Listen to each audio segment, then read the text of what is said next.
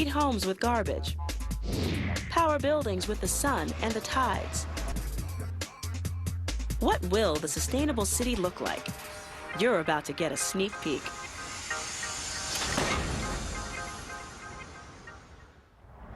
I'm Majora Carter, and this is my neighborhood. Exporting trash is still a huge financial burden. Without landfills, what does a city the size of New York do with all of its waste? A small company nearby thinks they may have the solution. I'm on a field trip up in Bristol, Connecticut, with the little gift of what some folks might consider trash. Hello. Hi, Majora. How are you? Good. Nice to see you. I see you brought us a present. I did, a little token of...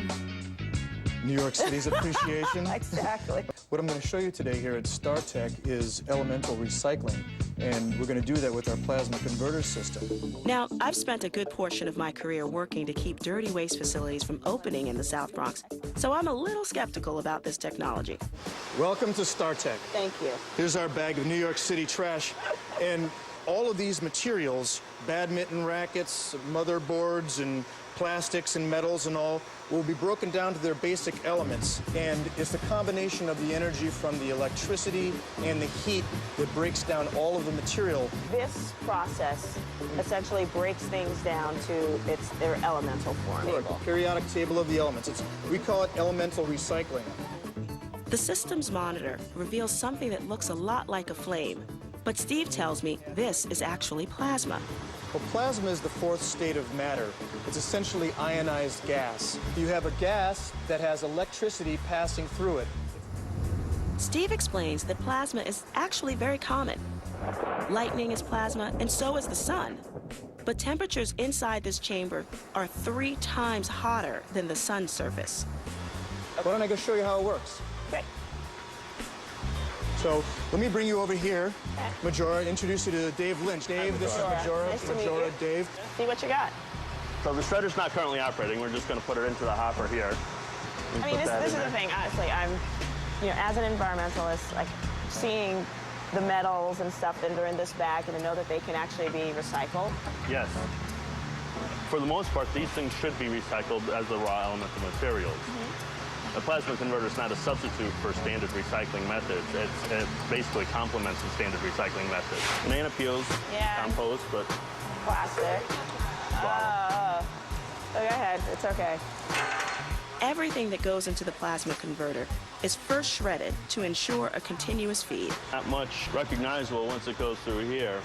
Lots of different elements of the periodic table. Let's bring this over to the plasma converter and make some fuel. Dave dumps the shredded material into the hopper. This stainless steel chamber is 14 inches thick.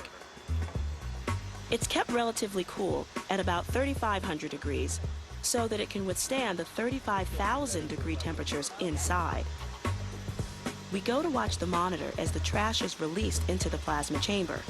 Inside, nitrogen gas is supercharged with electricity by a torch to create a plasma wand.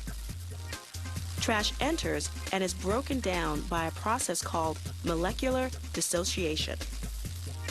When any sort of molecule is exposed to this kind of heat, the bonds holding it together break apart. And so you're left with the elemental components of whatever you've put in. A melt of the solid materials and syngas, a mixture of several gases including hydrogen and carbon monoxide. We watch as the trash disintegrates in the blink of an eye. The melt hardens into an obsidian-like material. So that was this. Yes, this was a one-time trash. And your bag of trash is going to come out just like this, or about half the size of this rock here. Really? Dave tells me this material is being used in the abrasives industry and to pave roads. And what about the gas? How does that? Well, I'll show you. Great. The gas exits the chamber, travels through a series of pipes. It's cooled, then dusted before it ends up here. This is StarTech's Star Cell system, which takes the gas generated from your feedstock and separates out the hydrogen portion of that gas for use. What's so special about the hydrogen? Why do you want that? Well, the hydrogen can be used for a lot of things, such as fuel cells, and also for things such as over here, we have a hydrogen engine. Okay. This looks like a standard internal combustion engine, except maybe a little bigger. And it is. It's a regular combustion engine that's been modified to run on hydrogen. Huh. So we're going to fire it up here. Dave claims that by separating the hydrogen, the plasma converter essentially powers itself with a 30% surplus.